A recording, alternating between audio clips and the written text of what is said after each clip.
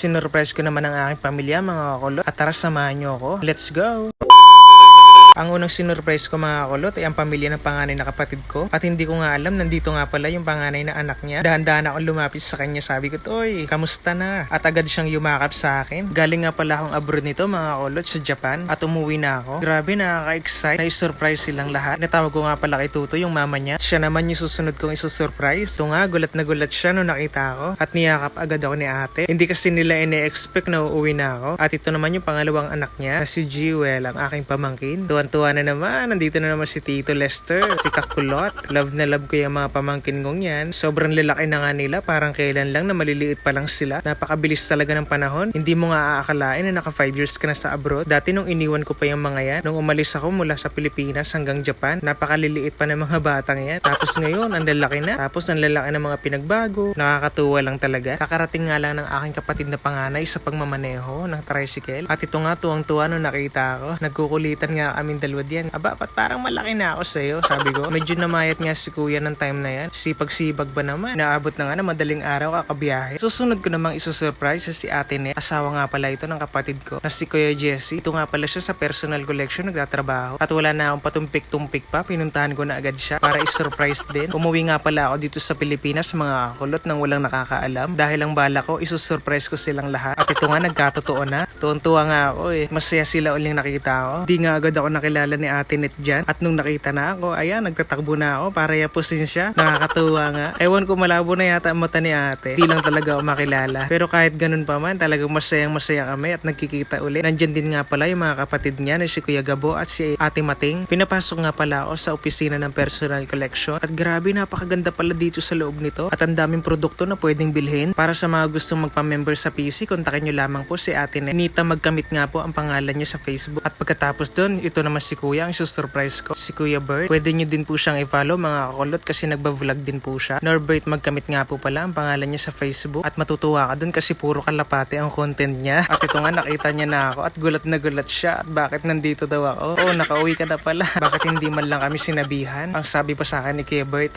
Sabi ko naman, paano magiging surprise yun kung sasabihin ko sa inyo, di ba? Eh di wow. Puro kulitan na nga lang kami dyan mga kakulot. Kasi after so many years, nagkita-kita ulit kami at na-prank na naman ang aking mga kapatid. Kaya nga wala dito sila mama at papa. Sana kasama rin sila dito. Naisipan ko nga pala dyan mga kulot na mag-boodle fight dahil tamang-tama at birthday din ng panganay kong kapatid. At para din magsalo-salo kaming lahat at para maging masaya din ang aking mga pamangkin. Anong sarap man din makita mga kulot na sabay-sabay kayong nagpiprepared ng mga handa kasama yung mga kapatid mo, mga pamangkin mo, mga asawa ng mga kapatid mo. At syempre kung magiging masaya kung nandito ang aking mga magulang, di ba? At kumpleto kaming lahat. Kabiti nga pala ito at nasa Mindoro ang aking mga magulang. Hindi pa nga alam nila mama na umuwi na ako. At syempre, isusurprise ko rin sila pag umuwi na ako sa Mindoro. At ito nga mga kulot, nakapaghanda na kami para sa boodle fight. Ang daming ang pagkain na nakalagay sa hapagkainan. Meron dyang seafood, kagaya ng alimango, hipon, tahong, at tilapia, at marami pang iba. Binilan ko nga rin pala ng cake si kuya kasi birthday niya ngayon. Tuwan-tuwa nga at kinantahan namin siya ng happy birthday. Hindi na nga ako makapaghintay dyan na umain at talagang lasapin ang sarap ng pagkain ito. Talagang putok-batok na naman to. Talagang mapapalaban na naman tayo mga kakulot sa kainan. Dapat pala may pineapple dito para kapag nahihilo ka na, uminom ka na lang nun. Pero sa totoo lang talagang sobrang saya nung time na to. Yung pamangkin ko nga hindi na makapaghintay. At ito na nga mga kakulot, ang pinakahihintay namin, ang boodle fight. Kainan na! Talagang hindi nagpapaawat ang aking pamangkin na si Yorika. Gutom na talaga siya. Paano hindi ka naman gugutomin dito kakulot? Ang sarap ng sausawan, ang sarap ng pagkain, tapos salo-salo pa kayo, di ba? Talagang gaganahan kang kumain. Samantalang ako sa abroad, mag-isa lang ako kumakain doon. Alam niyo yun, ang hirap talaga na kinakaharap ng mga OFW. Ang daming hinaharap na problema, ang daming pagsubok na dumadating sa buhay nila. Ultimong pagkain nga, mag-isa lang sila. Sila lang din ang magluluto, magpe-prepared ng kakainin nila. Alam niyo yung buhay namin doon, kain, tulog, ganun lang yun. Bihira pa makapamasyal. Kasi nga nagtitipid para may maipadala sa Pilipinas sa pamilya nila. Tapos ang palitan ng pera, napakaliit. Hay, nakakapagod pag ganun. Pero laban lang, walang sukuan, di ba? Ganito na nga lang yung natira namin sa boodle fight. Kulang na lang pati mga tinik, kainin namin. So sobrang sarap. Ay nako, grabe. Binibiro ko nga si Ate Ned dyan na parang siya yung pinakamaraming kinain. Nakita tuloy yung tiyan niyang malaki.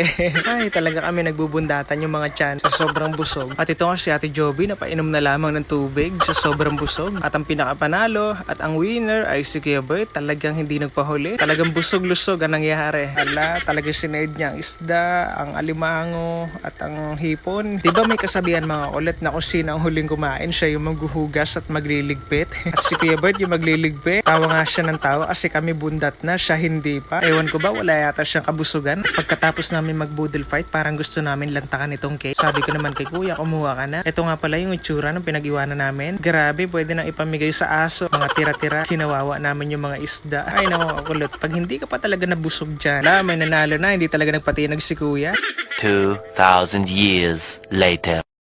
Pagkatapos nga namin mag-boodle fight kagabi, nagpunta naman ako dito sa bahay ng kapatid ko. At saktong-sakto nga nung pumunta ako dito kasi nagagawa siya ng scramble. Negosyo niya nga pala ito. Ganito pala mga kulot ang paggawa ng scramble. Talagang mano-mano mong kinakaskas ang yelo para maging pino. Di biro ang trabahong ito ha, masakit sa kamay at malamig ang yelo. Ay natural ka kulot, malamig talaga ang yelo ha. Alam naman maging mainit yan. Ikaw naman. Napakasipag nga ng kapatid kong ito. Para sa pamilya niya, gagawin niya ang lahat para kumita ng pera. Kailangan pala mabilis ang pagkaskas mo ng yelo para maging pino. Nakakatuwa nga si Kuya kasi DIY niya lang ginawa yung mga kagamitan niya. Lalo pa siyang nakatipid, di ba? Napaka-utak talaga ng kapatid kong ito. At napaka-diskarte pa. Sana all. Uuwi na sana ako nito pero pinigilan ako ni Kuya. Sabi niya, tikman ko daw yung specialty niya. Ang pinakamasarap na scramble. Ay wow, hindi na ako makapaghintay. Napakahaba naman pala ng preparation ng scramble na to. Akala ko naman napakadali at kailangan mo dito ng sobrang tiyaga at sipag dahil matrabaho ito. At yan na nga, sinisimulan na ni Kuya ang lagyan ng mga secret ingredients. Ay sana all. Mga pampalasa ng scramble at strawberry flavor nga pala yung nilagay niya. Alam nyo ba mga kukulot, gustong gusto ng mga bata ang scramble ni Kuya. Bukod sa malasa pa, masarap na. Kapag nalagay na lahat ng ingredients, hahaluin naman ni Kuya gamit ang mixer na to. Nagulat nga ako, napakalaki naman. At nung ginamit na talagang ay halong-halo. Ewan ko na lang kung talagang hindi mag-mix yung mga yan. Talagang napakalaki talaga ng panghalo ni Kuya. Nakakatuwa nga. Sinisigurado nga ni Kuya na halong-halo yung scramble niya para kapag sinerve sa mga bata, napakalinamnam. Ang sunod niyang nilagay ang asukal. Alam na ni Kuya kung gaano kadami asukal ang ilalagay niya kasi matagal niya nang ginagawa yung negosyong ito at gamay na niya. Tuloy-tuloy lang ang halo nito hanggang sa maging ganito ang itsura. Grabe, itsura pa lang nakakatakam na. Parang gusto mo nang kunin yan eh. Sumandok para kainin. Akala ko nga tapos na pero may ingredients pa palang inilalagay. Hindi ko alam, parang gatas yata to. At isa ito sa nagpapasarap sa scramble niya. Alam nyo ba napakabango nito kung nandito lang kayo. Amoy pa lang nakakatakam na. Kaya pala gustong gusto ng mga bata tong scramble ni Kuya. Ay napakabango at napakasarap. Talagang halong-halo. Ala, kitang-kita nyo naman, di ba? Napakaganda ng panghalo niya. At ito na nga pinakahihintay natin mga kakulo. Ang makatikim ng scramble ni Kuya. Grabe, tsura pa lang. Sobrang sarap na. Ganito pala yun. May chocolate din pa nang nilagay siya. Tapos may powder milk. Kaya naman pala binabalik-balikan ng mga sugi ang scramble ni Kuya. Napakasarap naman pala talaga. Hindi tinipid sa ingredients. At kung makikita mo, ang daming mga gatas, chocolate, tapos napaka-presentable ng gawa niya. First time ko nga palang matikman ng scramble ni Kuya. Talagang hindi ako tinipid ni Kuya sa flavor. Talaga nilagyan pa ng powder milk tapos chocolate sa ibabaw. Parang mapaparami ako ng kain nito ha. Tapos meron pa siyang nilagay na strawberry serum na napakasarap talaga. Lalong pinasarap kapag naghalo-halo na lahat ng ingredients at matatakam ka talaga. At ito nga mga kulot, titikman na natin ng scramble niya at talaga namang napakasarap. Hanggang dito na lang mga kulot ang aking vlog. Maraming salamat sa inyo dahil sinusuportahan niyo ako lagi. Hanggang sa susunod mga kulot. See you on my next vlog. Bye bye!